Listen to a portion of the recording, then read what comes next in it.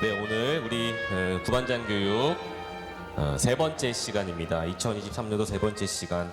우리 시작기도 12페이지에 있는 우리 시작기도 함께 바치면서 하겠습니다. 성부와 성자와 성령의 이름으로.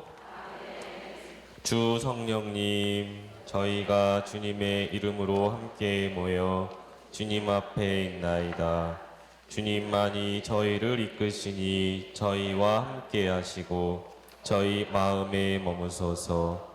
저희가 나아갈 길을 보여주시고 해야 할 일을 가르치소서.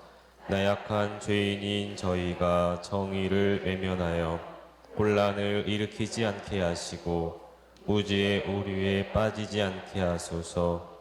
또한 아무도 차별하지 않게 하소서. 저희가 주님 안에서 하나 되어 영원한 생명의 길을 함께 걸어가게 하시고 저희가 언제나 진리를 따르며 의로움을 찾게 하소서. 성부와 성자와 함께 영원히 친교를 이루시며 언제 어디서나 저희를 도우시는 성령께 이 모든 것을 간청하나이다. 아멘. 성부와 성자와 성령의 이름으로. 안녕하셨습니까? 네, 오늘 우리가 4월 구반장 교육 원래 지난주였는데 지난주에는 성주간이었죠. 그래서 한 주 늦춰서 오늘 만나 뵙게 됐습니다. 그리고 5월도 마찬가지예요. 5월 첫째 주 금요일은 무슨 날이에요? 네, 어린이날이죠. 그래서 공휴일입니다. 우리가 만날 수 없고요. 그래서 한 주 5월도 늦춰서 12일일 거예요. 두 번째 주 금요일 날 여러분들 만나 뵙도록 하겠습니다. 바쁘실 텐데 스케줄 정리 잘 하시고요. 5월에는 12일 날 뵙도록 하겠습니다. 자, 그래서 오늘 우리는 세 번째 시간입니다. 용기 있고 담대하기 말하기라고 하는 주제로 시작하는 이야기인데요. 용기 있고 담대하게 말하기죠. 여기 보면 이제 말하기입니다. 말하기. 우리가 지난주에는 경청, 듣는 이야기를 했다면 이제는 말하기에 대한 이야기를 해야 되는데 3과 제목이 용기와 담대. 용기와 담대를 왜 꼽아놨을까? 저도 굉장히 고민을 해봤는데 첫 장을 딱 넘기니 34페이지죠. 용기와 담대가 나온 이유를 여기 성경구절 고린토전서 2장에서 뽑아놓은 성경구절을 보니까 무엇인지 이해가 갔습니다. 여기 보면 사실 여러분에게 갔을 때 나는 약했으며 두렵고 또 무척 떨렸습니다. 약했고 두렵고 떨렸다라는 표현이 있습니다. 약했습니다. 그래서 용기가 필요했고 두렵고 떨렸습니다. 그래서 담대하게 말할 수 있었어야 합니다. 이게 바로 바오로 사도의 이야기인데요. 바오로 사도 여러분들 아시는 것처럼 엄청 열정적이고 똑똑한 사람인데 그에게는 체험 전과 체험 후가 이렇게 나뉘죠. 바오로 사도의 생을 하느님의 체험이 있던 그때를 기준으로 나누어 볼 수 있습니다. 여러분들께 제가 작년에도 말씀을 많이 드렸는데 바오로 사도는 사실은 이렇게 예루살렘이 있고 여기 지중해 그리스가 있으면 이곳 그리스 지금의 그리스라고 불리는 이곳에서 많은 활동, 전교 활동 여러 가지 노력을 했던 분이죠. 그런데 그분의 고향은 이곳이었습니다. 여러분들에게 이 지도는 이제 익숙해져야 될 텐데 이곳은 하느님의 체험이 있었던 예루살렘이고요. 그죠? 예루살렘입니다. 그리고 이곳은 바다 건너, 지중해 건너 그리스. 우리도 지금으로 말하면 아테네도 있고 뭐 데살로니카, 뭐 에페소 여러 가지 동네가 있었던 그리스라고 불리는 동네입니다. 성경에도 표현되어 있죠. 그리스에는 뭐가 있어요? 그리스에는 지혜가 있고 예루살렘 이곳에서는 체험이 있는 곳이죠. 어떤 체험이 있었어요? 하느님을 기다렸던 체험. 어디서 기다렸어요? 예루살렘 저 위에 고대 근동 지역이라고 불리우는 저 윗동네 여기죠. 여기에 고대 근동 지역이 있었는데 고대 근동 지역에서 오랫동안 유다인들은 하느님을 기다려왔습니다. 그래서 예루살렘이라는 동네에 작은 마을 베들레헴에서 예수 그리스도가 탄생하는 이 탄생을 우리는 조금 어려운 말로 뭐라고 부르는가? 육화, 하느님의 육화, 하느님이 우리의 육신을 취했다라는 표현으로 육화라는 이야기를 여러분들께 꾸준히 드렸었습니다. 자, 바오로 사도는 이곳에 있었던 사람입니다. 이곳은 바다를 건너가야 하는 곳이었고 예수님의 탄생과 하느님을 기다렸던 사람들과는 저기 떨어진 곳의 이야기죠. 여러분들께 말씀드린 적이 있습니다. 어떻게 말씀드렸냐면 예수님이 태어나신 것이 몇 년이에요? 예수님이 태어나신 것은 다행히 우리가 지금 2023년을 사는데 다행히 예수님의 탄생을 기준으로 우리의 시간이 흐르고 있죠. 다행히 0년에 예수님이 태어나셨습니다. 우리는 지금 2023년을 살고 있어요. 그래서 2023년 전에 예수님이 예루살렘, 베들레헴에서 태어나셨죠. 자, 그런데 이곳, 그리스라고 불리우는 이곳은 어떤 곳이었는가? 여러분들께 말씀드린 적이 있는데 약 BC 500년경에, 그러니까 예수님이 태어나기 500년 전쯤에 어떤 사람이 있었는가? 여러분들이 잘 알고 계시는 소크라테스, 플라톤 이런 사람들이 있었습니다. 제가 여러분들 머리에 쥐나게 하려고 이 사람들의 이야기를 하는 것이 아니라 이 사람들은 이미 예수님이 태어나기 500년 전에 무슨 얘기를 하며 살았는가? 철학을 했던 사람입니다.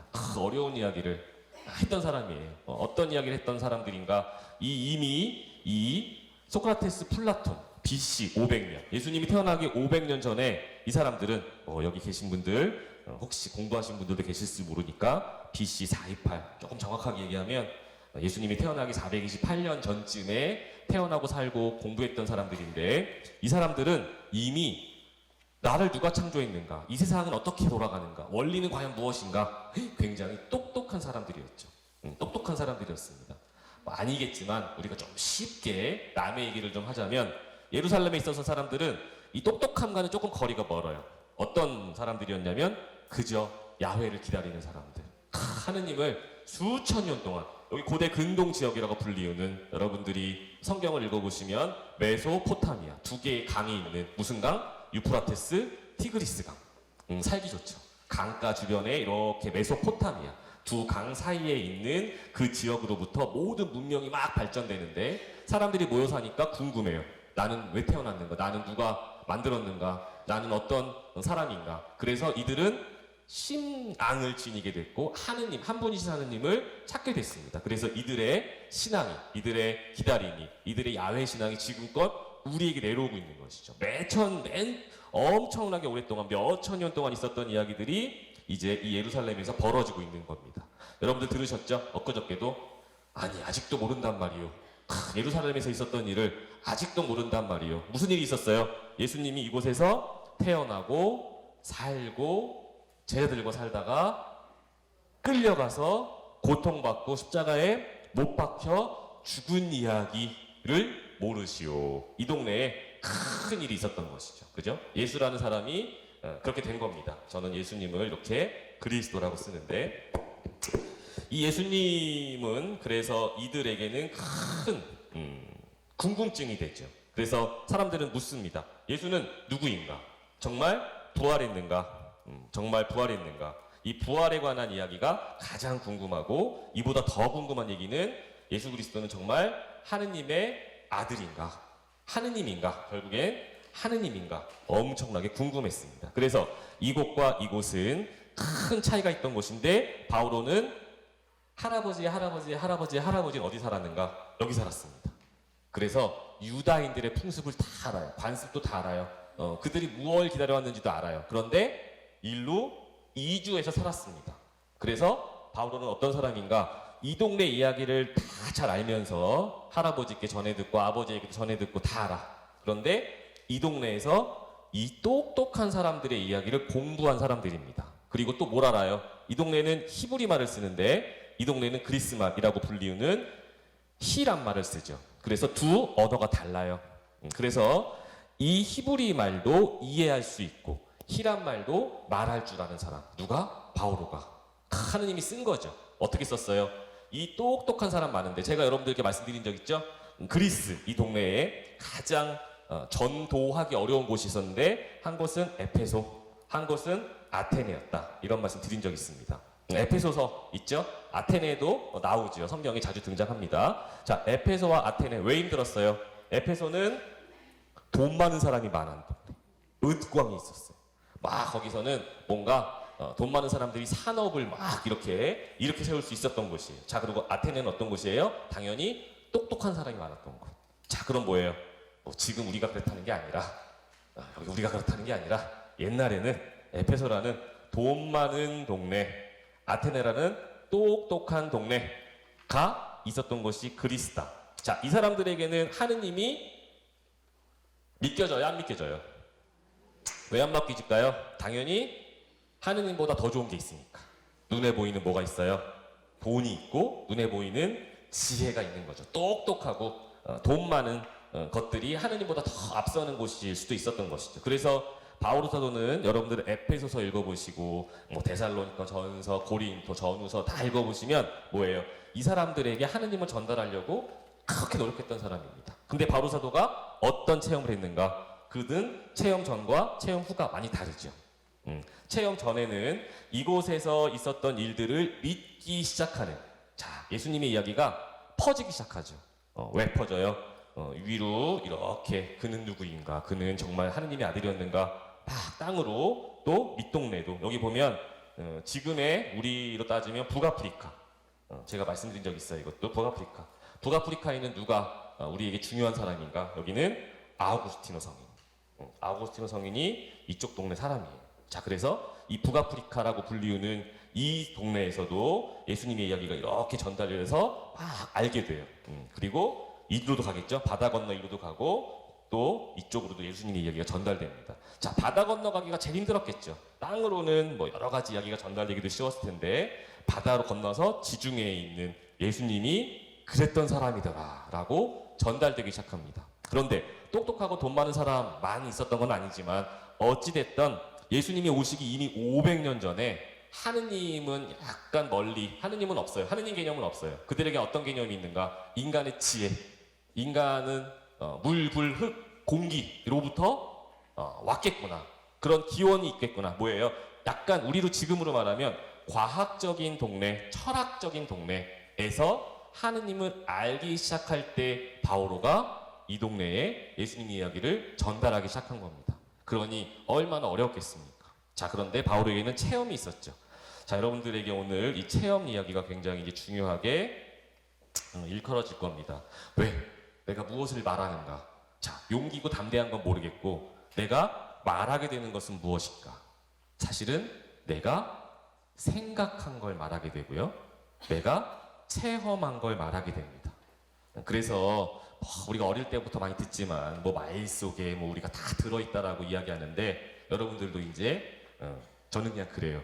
용기 있고 담대하게 말하기는 살짝 멀리 두고 그냥 우리끼리 제일 중요한 거 뭐예요? 저도 가끔 못해요. 그래가지고 저도 오해를 사고 죄인이 되는데 뭘 제일 못해요 우리? 그냥 용기 있고 담대한 거 다 빼고 예쁘게 말하기. 그죠? 예쁘게 말하기. 제가 제일 좋아하는 사람이 말 이쁘게 하는 사람인데 지금도 사실은 너무 기분 좋아졌어요. 왜냐하면 수녀님이 이 마이크가 안 되니까 급하게 뛰어 올라오셨는데 이 마이크가 갑자기 안 되니까 수녀님도 일이 하나 생기신 건데 급하게 딴 일 접어두고 뛰어 올라오시면서 이 마이크를 주시면서 하는 말이 여러분들을 또 보고 싶어서 올라왔나 봐요. 그리고 마이크를 주시는 거예요. 저 솔직히 지금 방금 기분이 뿅 하고 좋아졌어요. 우리 수녀님이 말씀을 그렇게 이쁘게 해주시니까 저도 안 미안하고, 그죠? 한켠으로는 이거 우리 본당은 아니어서 제가 장비 체크는 먼저 못했지만 마이크가 안 되면 갑자기 이걸 누구 탓할 수도 있고 여기 분과장님 뭐 사무장님 뭐 그럴 수도 있는데 우리 수녀님이 우리 신부님하고요 여기 있는 구역장 반장님들이 또 보고 싶어서 왔나 봐요. 그리고 딱 주시는데 기분이 너무 좋았어요. 이게 뭐예요? 용기 있고 담대하게 말할 수 있는 자세겠죠, 그죠? 사람이 이렇게 말을 이쁘게 하면 그냥 저는 갑자기 수녀님이 너무너무 아름다워 보였어요. 마치 진짜로 그냥 하느님처럼 보였어요. 나 오늘 강의 열심히 잘할 수 있도록 이렇게 도와주시는구나. 얼마나 좋아요, 그죠? 말이 한마디 이쁘게 들으니까 저도 깨달았어요. 말 좀 이쁘게 하고 살자. 말 좀 이쁘게 하고 살자. 그런데 말을 이쁘게 못하는 이유가 있는 거예요. 있는 겁니다. 자, 여러분들에게는 이제 제가 갑자기 오늘 강의의 결론부터 말씀드리는데 쉼이 필요합니다. 쉬지 못하면 우리가 말도 이쁘게 할 수 없고 내 표정도 어려워집니다. 자, 그런데 뭐냐? 이 쉼에는 이제부터 우리가 해야 할 일이 있는데 육적인 쉼과 영적인 쉼이 있어요.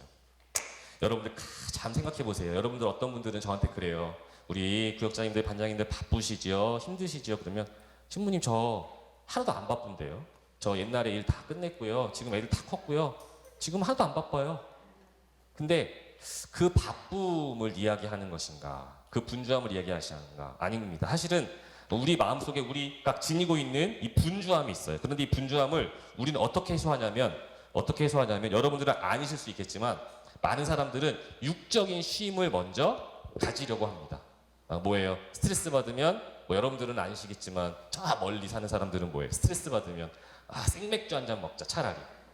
그리고 뭐예요? 유튜브 틀어놓고 그냥 멍하게 그 사람들이 뭐라고 하는지 그냥 듣고 있고 또 TV 틀어놓고 그게 뭐야? 스트레스를 해소하는 방법이라는 거예요. 육적인 쉼을 갖는 방법이라는 거죠. 그러면 그럴수록 우리가 잊게 되는 것인데 뭘 잊게 되냐면 내가 영적으로는 무엇을 필요로 하는가? 내가 정말 어떻게 쉬어야 힘이 나는가? 그걸 잊어먹게 되죠. 그거를 생각지도 못하게 됩니다. 여러분들이 힘드시다고 평일에 아니면 주일에 조금 시간이 날 때 뭐 너무 피곤해서 낮잠 주무시고 이런 문제가 아니라 나는 힘들 때마다 그냥 소파에 누워서 허둥지둥 이리저리 그냥 보내는 게 내 쉼이다.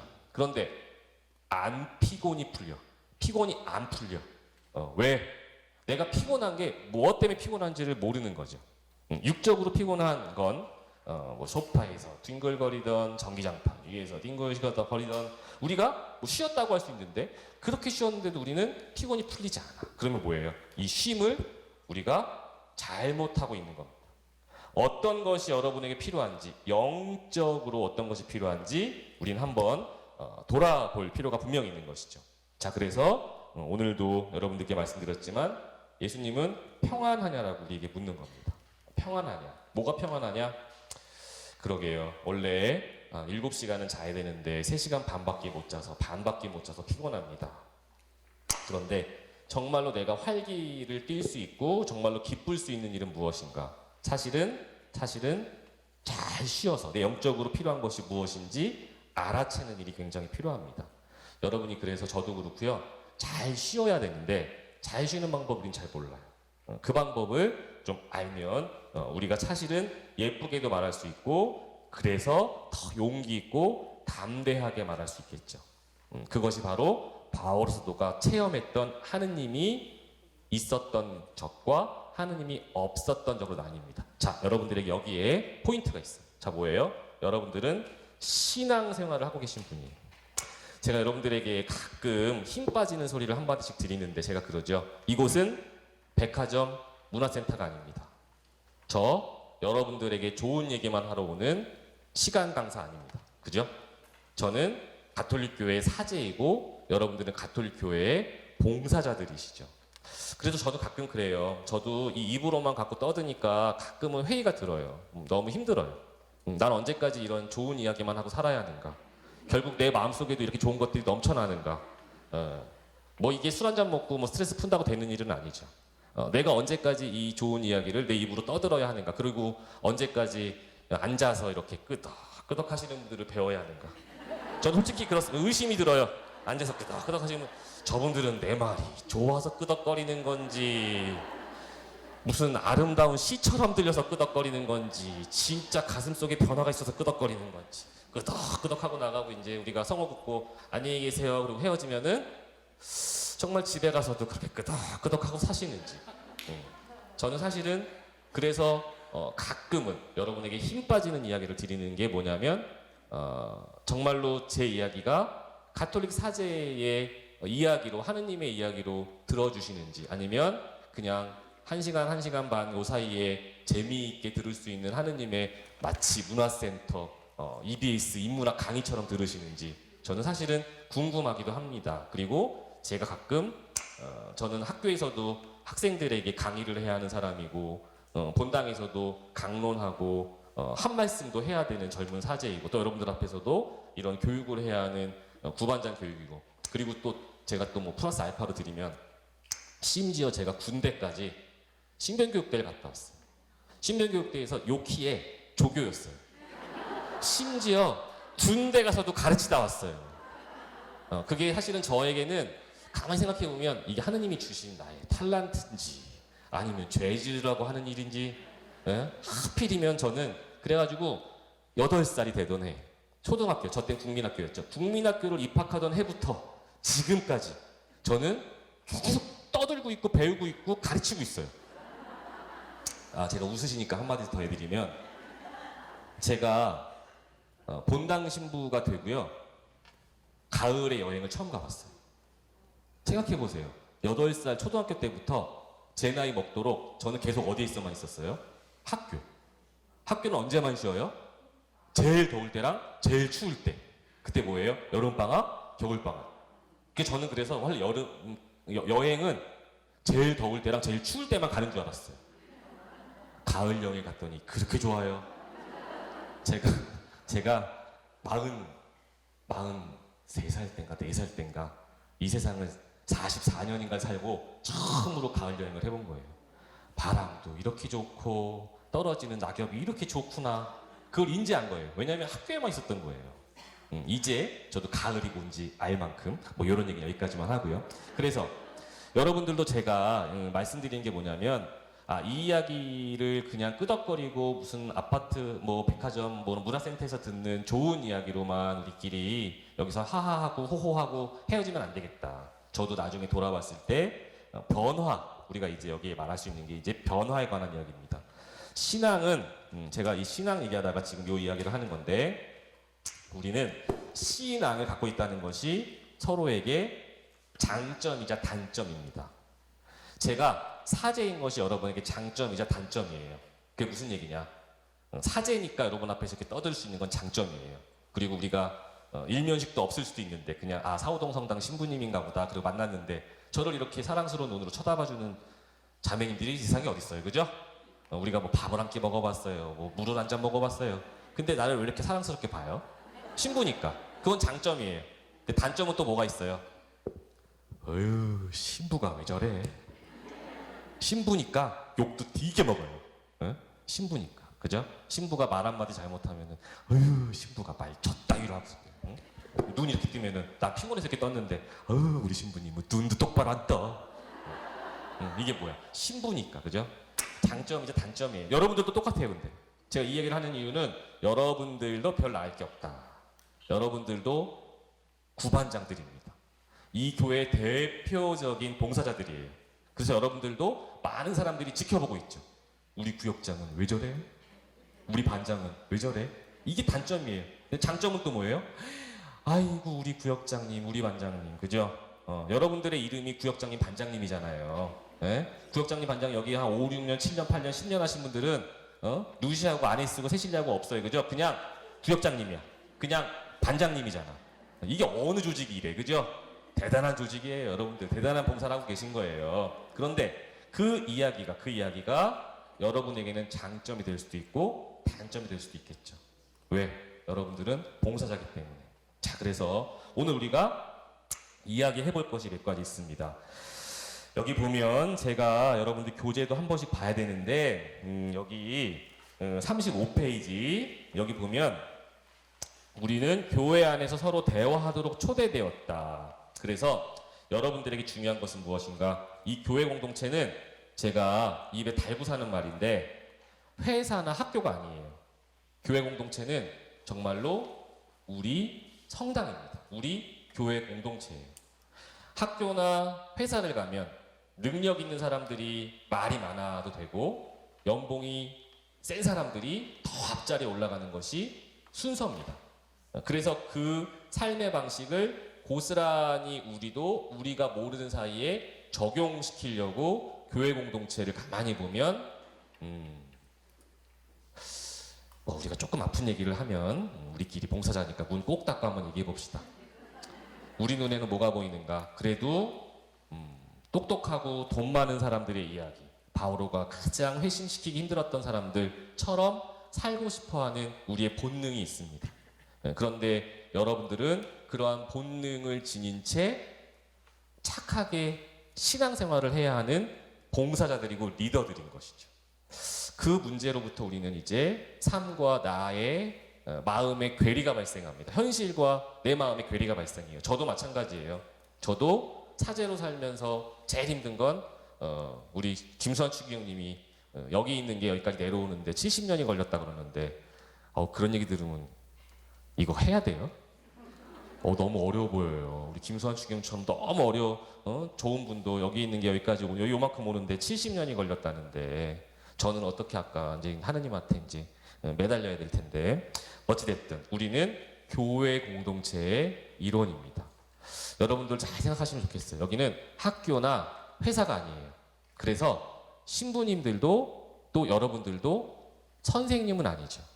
여기에 책임자일 수는 있겠지만 우리가 다 알아야 하고 다 해야 하고 다 알아낼 수 있는 완벽한 사람들은 아닙니다.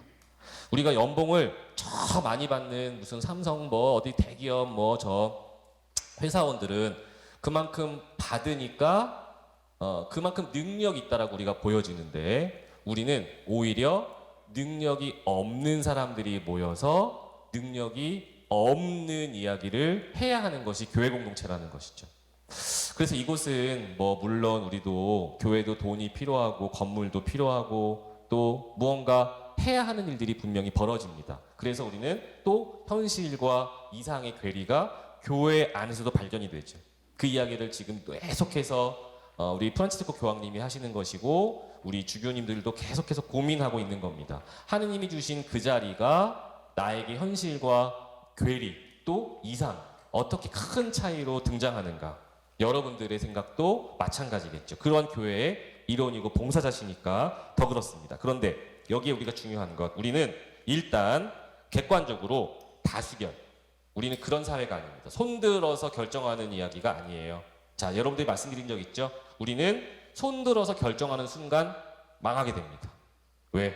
손들어서 결정할 수 있는 사람들은 어떤 사람들이에요? 돈 많고 똑똑한 사람들이 그럴 수 있어요. 목소리 큰 사람들. 저도 목소리 좀 크죠, 그죠? 저 목소리 커요, 안 커요? 그죠? 아이고 봐. 목소리 큰 것만으로도 죄 짓는 거예요. 목소리 큰 사람이잖아요. 내가 하자 그러면 우리 신자들 막 하겠죠, 그죠? 제일 걱정돼요. 내가 사제관 문 닫고 들어와서 내가 하자고 그래서 웃었는데 저 사람들이 진짜 좋아서 웃은 건가? 아니면 신부가 하자니까 웃고 돌아서주는 건가? 여러분들도 똑같아요, 그죠? 우리는 봉사자고 여러분들도 교회 일원입니다. 그래서 여러분들이 하자 그러면 하게 되는데 그게 다수결에서 끝나면 안 돼요. 다수결 어쩔 수 없는 우리 사회의 원리라면 거기에 뭐가 더 추가되어야 하는가? 우리는 그렇게 소리내지 못하는 사람들 오히려 여러분들이 손을 번쩍 들고 있을 때 손을 못 들고 있는 사람이 누군가를 볼 필요가 있습니다. 그래서요 제가 이 교재를 보면서 어떤 생각을 했냐면 여기 37페이지 1번을 보면 교회 구성원은 공동선을 위하여 성령의 인도 아래 용기 있게 의견을 말할 수 있어야 합니다. 본당의 여러 단체나 모임 안에서 나의 의견을 표현하고 그것이 공동체에 받아들여졌던 적이 있는지 나누어 봅시다 라고 쓰여 있지만 저는 이 1번 문제를 여러분과 저는 좀 바꿔야 한다고 생각합니다. 우리는 말하지 못하고 있다면이 아니라 어떠한 이유들로 말하지 못하고 있는가가 아니라 여러분과 저는 뭘 생각해야 하는가? 내가 지금 말하고 있다면 여러분은 말하는 사람들이에요. 말을 못하지 않을 겁니다. 말을 하는 사람이에요. 내가 지금 말을 하고 있다면 어떠한 이유로 지금 내가 말을 하고 있는지 빨리 생각해야 돼요. 이 문제는 바꿔야 합니다. 여러분들이 교회 공동체에서 의견을 말할 수 있어야 하는데 모든 모임에서 나의 의견을 표현하고 그것이 공동체에 받아들여졌던 것이 있는지 나누어 보는 것이 아니라 이것은 여러분들이 이 교재를 가지고 반 모임을 가서 구역 모임을 가서 해보시는 것이고 지금 우리 이 자리에서는 무엇을 생각해 봐야 하는가? 나는 지금 말하고 있는데 여러분은 의견을 피력하는 분들이죠. 구역장 반장님들이고 봉사자니까. 그런데 나는 어떠한 이유로 내가 지금 말하고 있는가? 오히려 반대로 생각해 보면 좋겠다는 거예요. 여러분들이 왜 말할 수 있겠습니까? 봉사자니까 말할 수 있죠.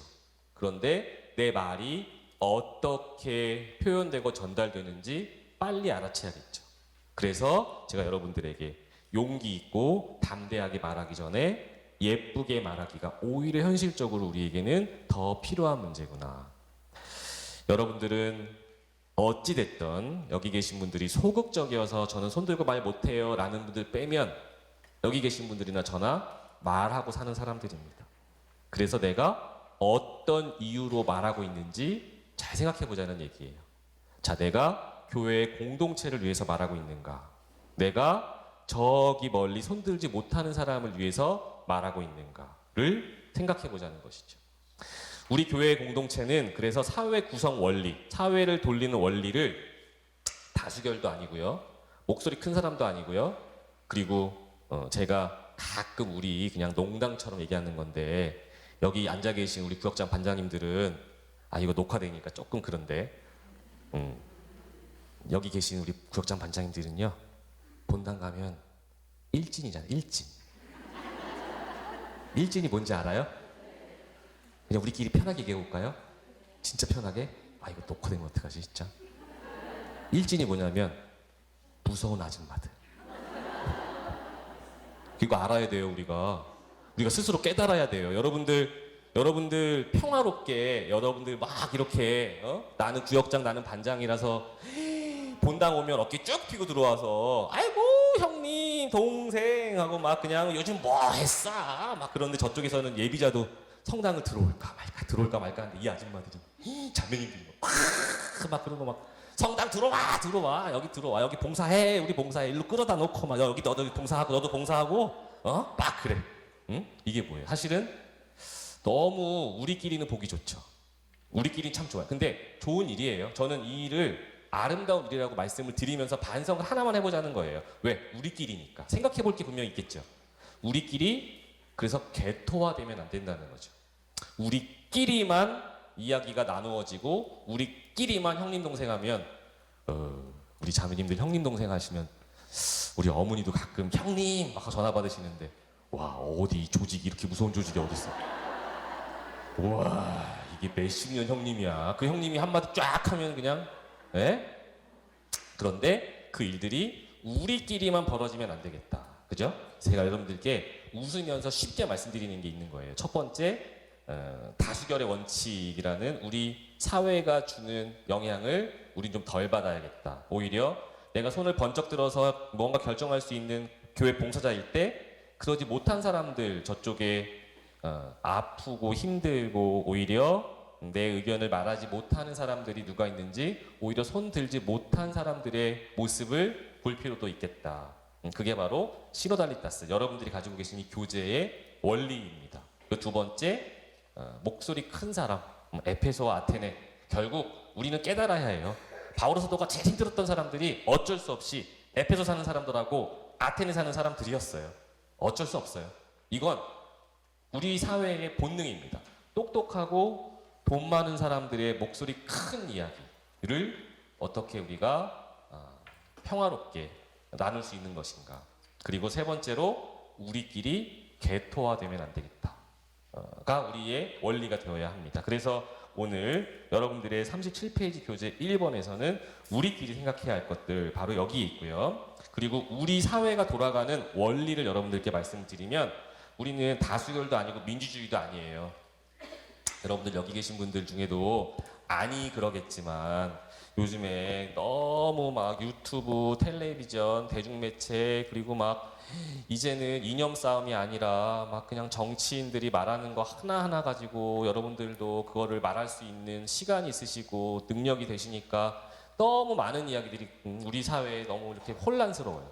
그런데 우리는 사실은 그런 유튜브나 뭐 TV 매체에 영향을 받을 수밖에 없지만 그러한 원리들이 교회 안에는 사실은 어떤 것도 필요가 없습니다. 어떤 것도 필요가 없어요. 단지 필요한 건 무엇인가? 저도 고민을 굉장히 많이 했는데 교황님이 말씀하신 우리 프란치스코 교황님이 말씀하신 그 딱 한 줄입니다. 약자 편에 서는 것이 중립이다. 우리 교황님이 그렇게 표현해 주셨어요. 교회는 약자 편에 서는 것을 중립이라고 여깁니다. 빨갛고 파랗고 뭐 힙인지 주인지 모릅니다. 몰라요. 결국 그 일들을 우리가 왈가왈부 할 일 없고 할 수도 없고 해야 할 필요도 없고 교회 안에서는 우리 교회는 그래서 교황님이 필요해요. 그래서 교황님이 하얀 옷 입고 거룩하게 우리 가장 중앙에 계시는 거예요. 그래서 이 교황님이 말씀하시는 그 고민의 결과 약자편에 서는 것이 중립인데 이 이야기를 교회 교리 안에서도 풀이가 됩니다. 우리 사회 원리, 우리 교회 사회 원리는 무엇인가? 우리가 알고 있는 공동선이라고 표현되는 단어예요. 공동선.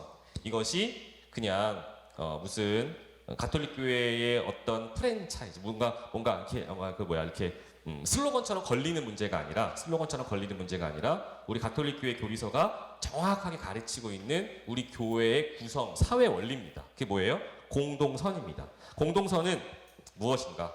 우리 가톨릭의 공동선은 제가 이 이야기를 뭐 사회교리적으로 풀면 뭐 한도 끝도 없겠죠. 제가 그 전문가는 또 아니고요.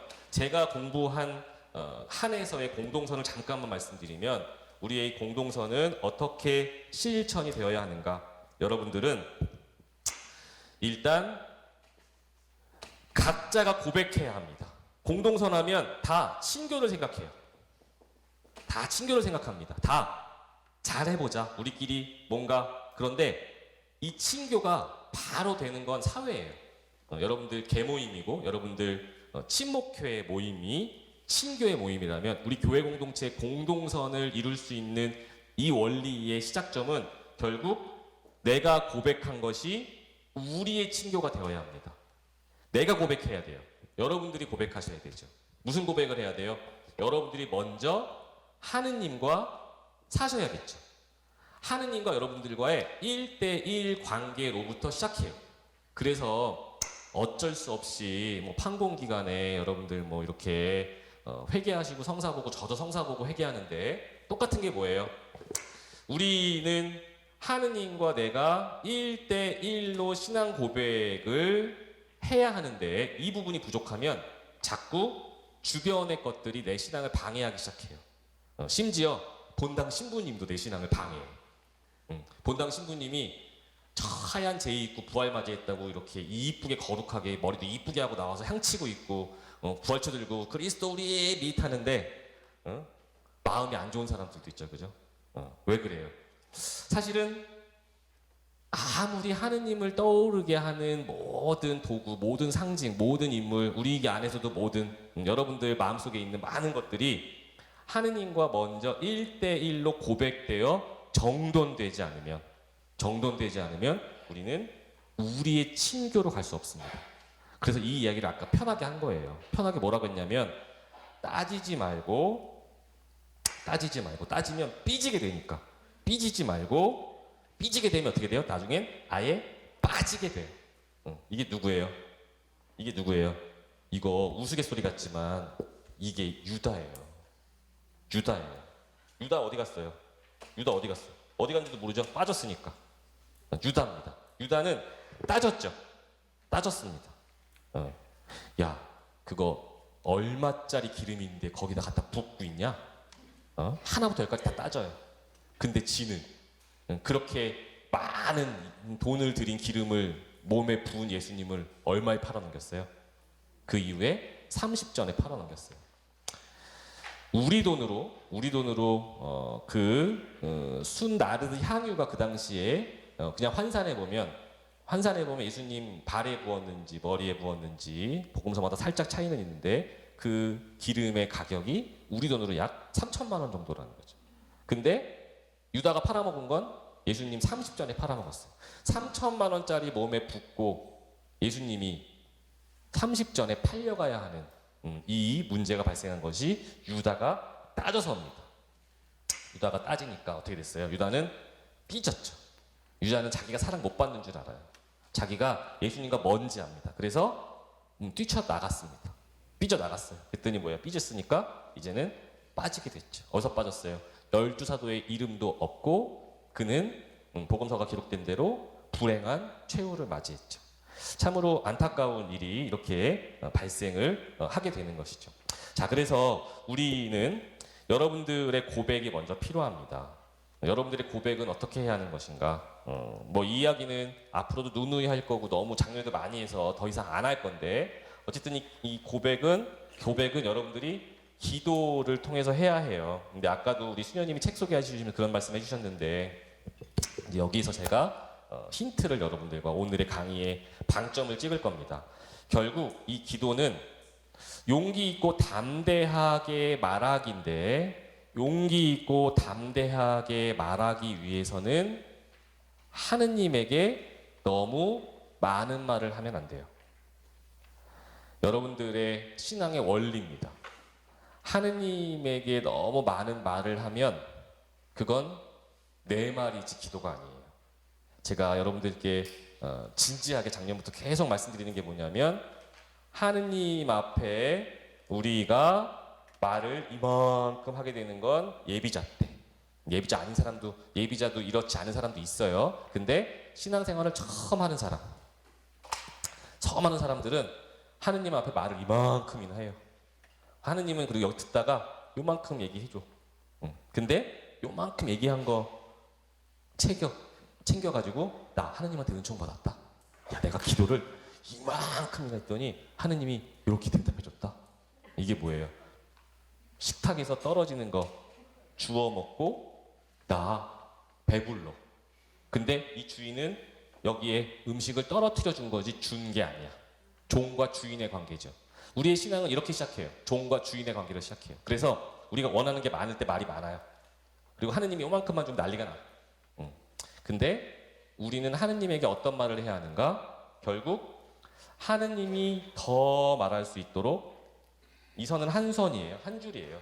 우리의 말이 점점 후퇴해야겠죠. 점점 후퇴해야 합니다. 그래서 우리의 기도의 원리의 첫 번째는 침묵이에요. 침묵. 여기까지 다다라야 하는데 우리는 그게 안 되죠. 그래서 여러분이나 저나 지금 신앙의 여정 중에 있는 겁니다. 저도 이게 안 돼요. 지금 그래서 여정 중에 있어요. 언제 될런지 몰라요. 죽을 때 될런지 아니면 무덤 속에 들어가서도 안 될런지 입만 이렇게 동동 떠 있을지 몰라요. 모르는 거예요. 자, 그런데 하느님 앞에 우리의 원리, 기도의 원리 이건 알고 해야죠. 알고. 여러분들이 좋습니다. 묵주기도, 구일기도, 염경기도, 아침기도, 저녁기도 너무너무 좋아요. 그런데 이것을 못했다고 교회에서 와서 기도 못했습니다 할 필요는 사실 없어요. 우리가 기도라고 하는 것은 무엇이냐면 그 염경기도는 아침기도, 저녁기도, 묵주기도, 구일기도는 약속이고 내 삶을 지켜주는 버릇과 같은 거예요. 결국 그걸 통해 뭘 해야 하는 거냐면 내 말이 줄어드는 하느님 생각이 내 머릿속에 가득 차게 되는 기쁨에 넘쳐요. 그래서 은총이 가득하신 마리아님 기뻐하소서 하루 20단 30단 하는데 분노는 여기까지 치밀어가지고 하고 그냥 하느님 내가 뭐 신부님 내가 하루에 묵주기도를 30단이나 하는데 내가 이 필요 없죠. 우리는 지금 무엇 해야 그 9일 기도를 30단 뭐 54일 기도를 왜 하고 있는 거예요? 왜 하고 있는 거예요? 왜? 결국에는 이거 알아두셔야죠. 내 말이 줄어들게 제발 내 말이 줄어들게 나만 힘든 것 같고 나만 상처받은 것 같고 나만 틀렸다고 하는 것 같고 그래서 나는 뭐예요? 그러면 그런 걸 변명하려면 어떻게 돼? 내 말이 계속 늘어나요. 계속 늘어나. 이 말 어디까지 늘어나요? 이 말 어디까지? 그냥 여기까지 쭉 늘어나다가 하느님 인데까지 딱 가가지고 멈추면 여기서 이제 뭐 하는 거예요? 하느님이 안 들어준대. 그리고 기도가 안 되네. 저는요 가끔요 기도가 안 돼요 하시는 분들에게 묻고 저도 그런 분들 저도 마찬가지잖아요. 저 기도가 잘 되겠어요? 기도 잘 안 되죠. 기도는 원래 뭐예요? 안 되는 거예요. 기도는 원래 안 되는 거예요. 이게 쉽겠어요? 그러니까 기도가 안 되죠. 무슨 기도는 잘 돼요? 읽으니까 잘 되는 것 같지. 읽으니까 외우니까. 근데 결국 우리가 생각해야 하는 건 뭐예요? 용기 있고 담대하게 말하기 위해서 하느님 앞에는 그 말하기가 침묵이 되어야 한다는 것이죠. 근데 우리 이 과정 중에 있어요. 이 과정 중에 있으니 생각해 보자는 겁니다. 자, 그러면 하느님 앞엔 침묵해서 결국 용기 있고 담대하게 말하기가 지나면 우리는 하느님 앞에 머물게 됩니다. 이게 굉장히 중요한 거예요. 그죠? 머물다. 이제 이 머무는 게 되면 하느님 앞에 머무는 게 되면 신교로 갈 수 있는 여건이 형성이 된 겁니다. 조건이 되는 거예요. 그리고 여러분들이 누군가를 이끌 수 있고 누군가를 회개시킬 수도 있고 누군가에게 잔소리할 수 있는 자격 조건이 주어지는 겁니다. 그게 뭐예요? 내가 잘 고백됐을 때, 하느님과 내가 잘 고백되어 침묵에 이룰 수 있는 그 기쁨이 내 마음속에 넘칠 때, 여기는 학교나 교회가 아니기 때문에 내가 막 말하지 않아도요, 내가 잘난 척을 하지 않아도요, 기도하고 평화롭고 말 이쁘게 하고 살면 사람들은 우리에게 연봉 100억을 줘요. 저 자매님은 어떻게 저렇게 평화롭지? 우리 신부님은 왜 이렇게 맨날 볼 때마다 너무너무 제대해서 이쁘게 미사하지? 뭐예요? 그 사람들이 지니고 있는 어떤 능력, 이쁨, 머리 팍 해서가 아니야, 그죠? 뭔가 풍겨지죠. 여기는 학교나 회사가 아니에요. 학교나 회사면 능력, 좋은 대학 나오고 좋은 커리어 있는 사람들이 쌩쌩하게 달리는 게 우리 눈에 보이고 느껴지죠. 그런데 우리는 교회 공동체예요. 그래서 어떤 사람들이 느껴지는가? 고백돼서 기도해서 침묵에 이르기를 계속 염원하고 기도하고 평화롭게 느끼는 사람들에게 우리는 연봉으로 따질 수 없는 존경을 하죠. 여러분들에게 그런 얘기 했죠?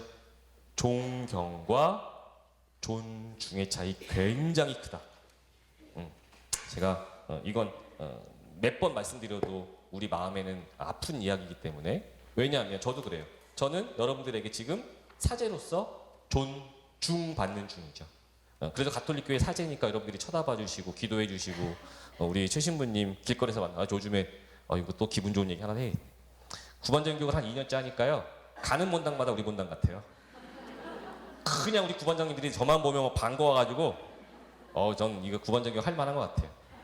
2년 정도 할 만한 것 같은데 어찌됐든 김포지구가 다 우리 본당 같아서 가는 데마다 우리 일진 언니들이 어서 왔냐고 막 하니까 막 제가 어깨 이렇게 팍 벌어져가지고 안녕히 계셨냐고 막, 그러고 나 처음 뵙는데 여기서 이렇게 뭐 또 그죠? 원래 그런 거죠. 무슨 얘기하다 그랬지? 어쨌든 무슨 얘기하다 그랬어요 우리? 존중. 어우 감사합니다. 자, 그래서 저는 여러분들에게 지금 존중받는 중이에요. 왜냐하면 저를 잘 모르시니까요. 그냥 사제니까 이뻐해 주시고 우리 이렇게 만나서 이야기하니까. 근데 제가 여러분들에게 존경받는지는 모르죠. 그죠? 이건 되게 중요한 얘기입니다. 여러분들도 엄마로서, 할머니로서 존중은 받겠죠. 존중받을 수 있는 이유는 굉장히 많아요. 내가 가지고 있는 게 많으면요, 사람들이 존중해줘요. 그리고 내가 가지고 있는 능력이 많으면 또 존중 다 해줘요. 저도 사제이니까 가지고 있는 거예요. 사제직을 가지고 있으니 존중받죠. 그런데 존경을 받는가? 엄마로서, 아빠로서, 학교 선생님으로서, 교리교사로서, 신부님으로서, 수녀님으로서, 구반장님들로서 존중은 받겠죠. 그런데 존경받고 있는가는 굉장히 우리에게 큰 화두가 되는 이야기입니다. 그래서 우리는 이 문제를 통해서 하느님에게 머물러야 하고요. 이제 사람 얘기를 잠깐 해보면요. 사람은 사람에게 여러분 용기 있고 담대하게 말하면 어떻게 돼요? 사람에게 용기 있고 담대하게 말하면요, 잘하면 뭐 한 20명 중에 1명 정도는 내 말 듣고 새로운 삶을 살거나 아니면 기쁘게 받아들여 주는 사람이 있어요. 그런데 20명에서 한 19명 정도는 안 돼요. 여러분들 용기 있고 담대하게 말아봐요. 그럼 어떻게 돼요? 네, 알겠습니다. 근데 와닿지 않죠. 우리의 대화의 흐름은 여기에 머물러 있어요. 학교나 회사면 누릅니다. 그렇게 해. 갖고 와. 결과물 줘. 이거 이렇게 바꿔줄게. 라고 결론을 주죠. 근데 우리는 교회예요. 우리는 학교나 회사가 아닙니다. 그래서 용기 있고 담대하게 말하되 어떻게 해야 하는가? 우리의 대화법은 사람은 기다려주는 겁니다. 사람은 기다려주는 거예요. 자, 여기서 우리의 부활, 그리고 우리 신앙생활에 신앙을 가졌기 때문에 바오로의 체험 전과 후가 다른 것처럼 여러분이 신앙을 가지기 전과 후가 달라야 하고, 여러분이 구역장님, 반장님이 되시기 전과 지금의 이야기가 달라야 합니다. 왜? 신앙이라는 걸 지녔기 때문에 그래요. 여러분의 장점이죠, 여러분 단점이죠. 사제인 제가 갖고 있는 장점이나 단점도 여기에서 오는 거예요. 자, 그러면 우린 뭘 해야 하는가? 하느님 앞에 용기 있게 담대하게 말하는 방법은 침묵입니다. 그래서 하느님은 하느님 안에 머무는 거예요. 그리고 사람에게는 용기 있고 담대하게 말하기 위해, 여기 비워놔야 되죠. 그렇게 말하기 위해 어떻게 해야 돼요? 우리는 일단 기다려야 합니다. 기다려야 합니다. 사람은 기다리는 거더라고요. 이 기다림, 차라리 잊어버리고 기다리면 편할 텐데, 우리는 또 우리가 가지고 있는 한계 중에 하나는 자꾸 생각하고 기억하고 되뇌이며 기다리죠. 그래서 우리의 마음속에는 분노가 나도 모르게 싹 틉니다. 그래서 그 분노 때문에 병이 나요. 신앙생활도 힘들어지고. 그러면 뭐예요? 이제 빠지게 돼요. 자, 그런데 여러분들에게 오늘 강의의 핵심입니다. 부활을 마치고 여러분들께 이런 말씀을 드리는 거죠. 여러분들이 부활의 묵상을 하시면 참 좋을 거고, 우리 구반장님, 반장님들도 이러한 삶의 방식을 한번 지녀보시면 어떨까 싶습니다.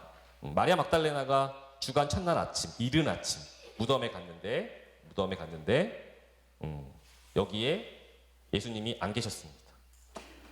그래서 뛰어가서 제자 둘에게 막 얘기했더니, 베드로와 사랑받는 제자 요한이라고 추측되는 두 제자에게 이야기했더니, 이 사람들 둘이 뛰어왔는데 아까 말씀드린 것처럼 요한이 먼저 왔지만 안 들어갔고 베드로를 기다려줬어요.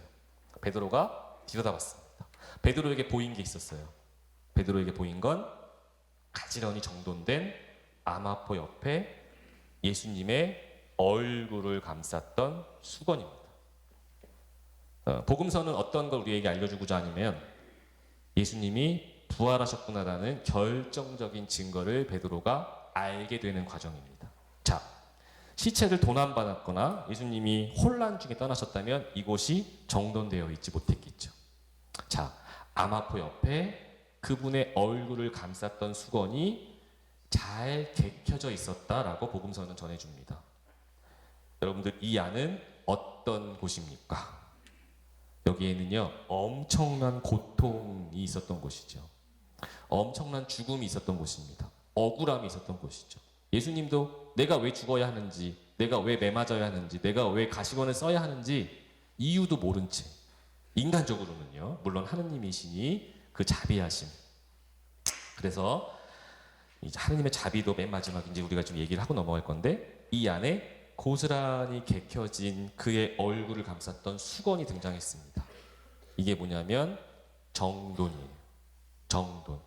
고통이 없을 수는 없습니다. 여러분들에게도 저에게도. 아픔이 없을 수는 없습니다. 여러분들에게도 저에게도.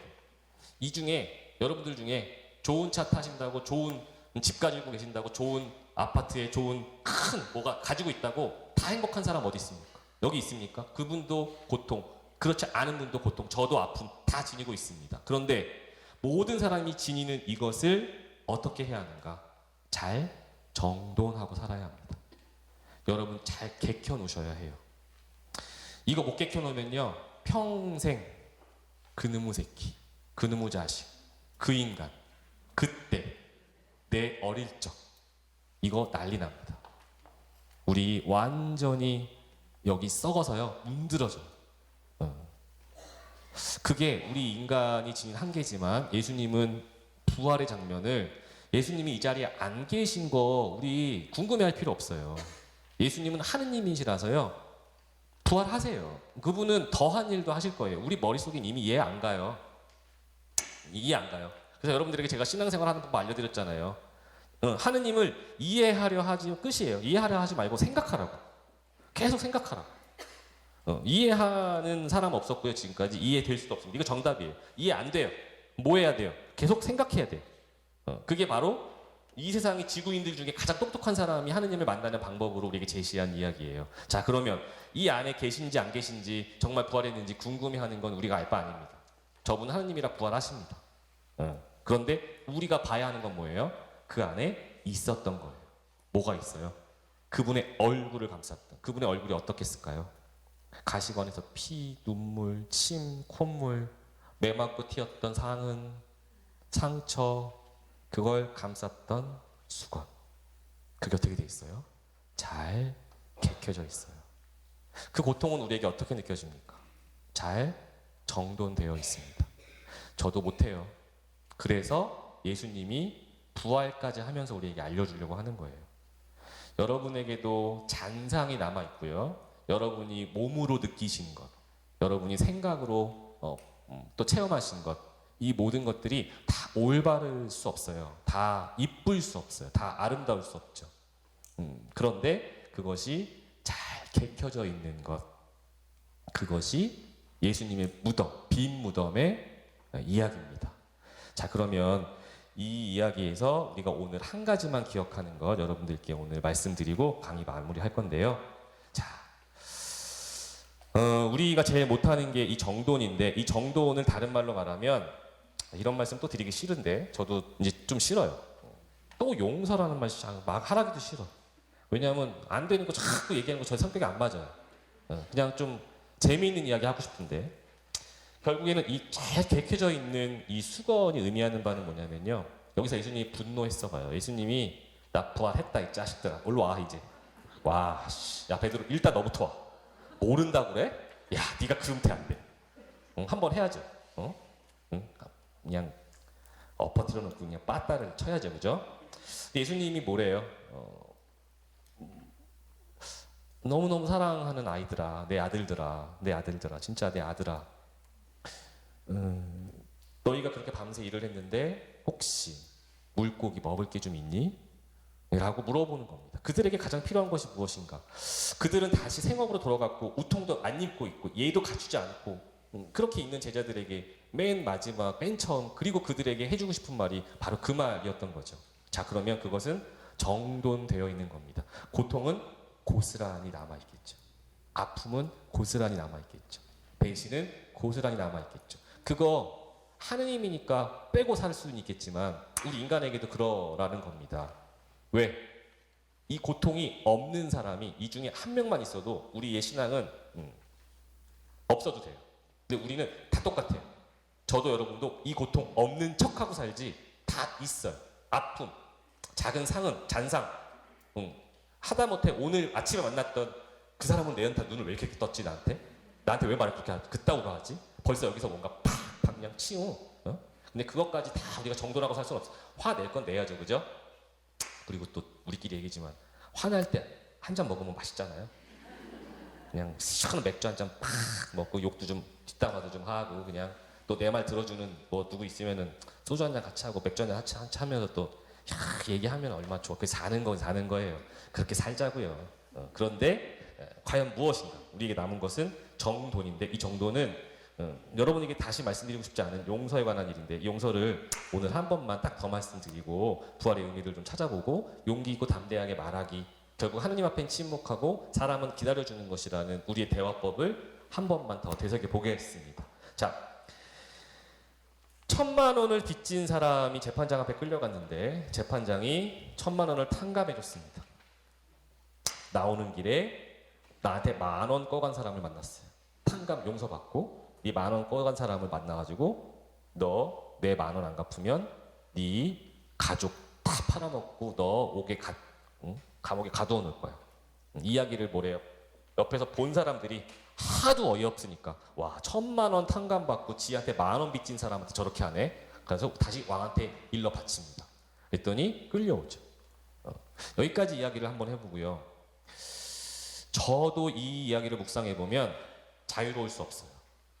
1,000만 원이든 10,000원이든 돈의 크기가 아니라 내 거라는 걸 따지기 시작하면 이게 1원이어도 받아내고 싶어요.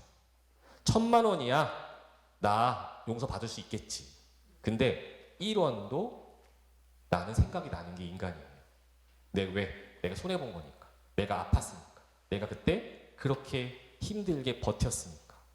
자, 그런데요 거기에 뭐라고 써있냐면 그 복음에, 그리고 그날 화답성에 뭐라고 써있냐면요, 하느님 당신의 자비를 기억하게 하소서. 1,000만 원을 기억하는 게 아니라 1원을 기억하는 게 아니라 1억 원이 됐던 100억 원이 됐던 나에게 상처를 준 그 사람의 얼굴이든 다 말고 그냥 하느님의 자비를 기억하게 하소서라고 노래를 해요. 이게 화답송이에요. 시편이에요. 계속 하느님의 자비를 기억하게 하소서. 하느님의 자비를 기억하게 하소서. 우리 중에요 어떤 누구도요 1000만 원이든 1원이든 이 숫자에서 그 기억에서 그 아픔에서 자유로울 수 있는 사람은 한 명도 없습니다. 자 그러면 신앙인 우리 신앙을 가지고 있는 우리는 무엇을 이야기하고 생각해야 하는가? 결국 저도 1원도 제 거 뺏기면 전화 한 통 할 거예요. 달라 그럴 겁니다. 어쩔 수 없어요. 제 거니까요. 이유가 있어요. 제 거라는 거죠. 그런데 그게 1000만 원이든 10억이든 100억이든 큰 무엇이든 하느님의 자비를 기억할 수 있을 때 우리는 뭐가 되는가? 내 고통을 정돈할 수 있는 방법을 찾습니다. 여러분들 머릿속에도요 그 장면, 그 사람, 그 돈, 그 기억이 머물러 있을 겁니다. 떠오를 겁니다. 그걸 떠올리면 화가 치밀어 오르죠. 그런데 우리는 하느님의 자비를 기억해야 하는 겁니다. 그래서 신앙생활이 어려우면서도 행복한 거예요. 여러분들 행복하신 겁니다. 왜? 최소한 방법은 아니까. 저기 밖에 나가면요 이 방법 몰라서요 지금도 삶의 큰 고통을 안고 사는 사람들이 굉장히 많아요. 하루에 얼마나 많은 사람들이 이 세상을 떠나고요. 하루에 얼마나 많은 사람들이 그 많은 걸 가지고 있는 사람들도 고통 중에 하루하루를 보내고 있는지. 그런데 우리는 최소한 신앙생활을 한다는 이유만으로 그래도 입으로 이렇게 떠드는 신부를 1시간 10분, 20분 만난다는 이유로 그래도 방법은 있는 겁니다. 그리고 예수님이요 그 긴 글로 자기 일생 동안 남기신 것 딱 하나, 그 얼굴을 감쌌던 수건을 잘 개켜놓은 것, 그것까지가 우리에게는 부활입니다. 하느님의 부활을 우리는 신비이기 때문에 계산할 수도 없고 생각할 수도 없고 아무것도 할 수 없어요. 그래서 이제 여러분들에게 이 강의를 마치면서 용기 있고 담대하게 말하기라고 하면서 제가 말씀드린 것들이 다시 어려워질 겁니다. 다시 안 될 건데 왜 예수님이 죽었는지 그 전에 직전의 이야기를 여러분들 한번 떠올려 보시면 알아요. 그때 예수님이 죽기 전에 유대인들의 감정이 격해지고 있었습니다. 결국 내 감정이 격해지면 다 죽이는 거예요. 그 사람이 하느님이어도 죽입니다. 결국 우리 복음은 뭘 얘기해 주냐면 예수님이 죽은 이유를 우리에게 말해줘요. 그 직전에 어떻게 됐냐면 유대인들의 감정이 격해졌어요. 거기 써 있어요. 그들이 몽둥이를 들었어요. 드디어. 아무리 얘기해도 격해지는 순간 끝입니다. 저도 경험해봤어요. 저도 한번 성질이 나면 격해지면 몽둥이를 진짜 드는 게 아니고요. 제가 힘들 만큼 제 성격도 그래요. 여러분들도 그러시겠죠. 그렇습니다. 여러분들의 감정이 격해지기 전 용기 있고 담대하게 말하는 방법, 하느님 앞에 침묵해가는 과정 속에 하느님 앞에 계속 머물려고 노력하고요. 사람에게는 내 이야기가 주입되어야 하는 것이 아니라 그 사람에게 내 밝은 표정, 밝은 모습, 잘 먹고 잘 마시는 내 얼굴을 보여주면 그 사람은 당연히 내 이야기를 용기 있고 담대하게 들어줄 겁니다. 그래서 그 사람을 기다려주는 거죠. 하느님 안에 잘 먹고 잘 마시고 있으면 그 사람도 돌아옵니다. 여러분도 전화할 수 있는 힘이 생기고요. 그 사람에게도 전화가 올 겁니다. 근데 오늘 내일 아니니까 안달하지 마세요. 그리고 감정 격해지지 마세요. 결국 예수님 죽여서요 매달아 놓고 떠나요. 그러면 여러분들 불행하고 저도 불행합니다. 결국 오늘 우리가 기억해야 할 것, 이제 여러분들은 구역장님 반장님으로 이 시노달리타스의 삶을 살아가는 그 방식으로 하느님 앞에 침묵해가는 그 중에 머무시고요. 사람에게는 기다려줄 수 있는 여러분들 봉사자, 구역장님 반장님들 화이팅입니다. 얼마나 어렵습니까, 그죠? 네, 우리가 문 닫아놓고 할 수 있는 이야기는 우리 함께 잘 먹고 잘 마십시다. 그게 부활입니다. 여러분들 기쁜 부활 되시고 시노달리타스의 삶이 이렇게 녹아내는 여러분들 됐으면 좋겠습니다. 자, 지금까지 들어주시느라 감사하고 여러분들 수고 많으셨습니다. 감사합니다. 오늘 마침 기도로 같이 13페이지에 있는 마침 기도 하고요. 제가 강복 드리고 헤어지도록 하겠습니다. 성부와 성자와 성령의 이름으로 오소서 성령님, 성령께서는 새로운 언어를 불어넣으시고 우리 입술에 생명의 말들을 주시니 우리가 아름답지만 말하지 못하고 과거로 가득하지만 미래가 없는 교회가 되지 않도록 지켜주소서.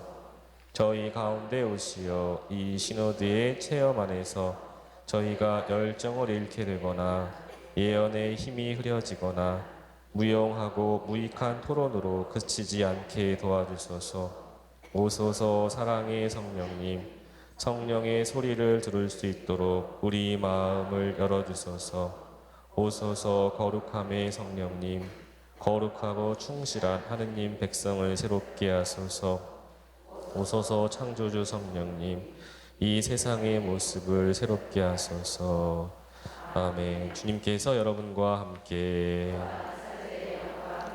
전능하신 천주 성부와 성자와 성령께서는 여기 있는 저희 모두에게 강복하소서.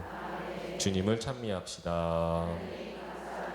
성부와 성자와 성령의 이름으로 수고하셨습니다. 점심 맛있게 드세요.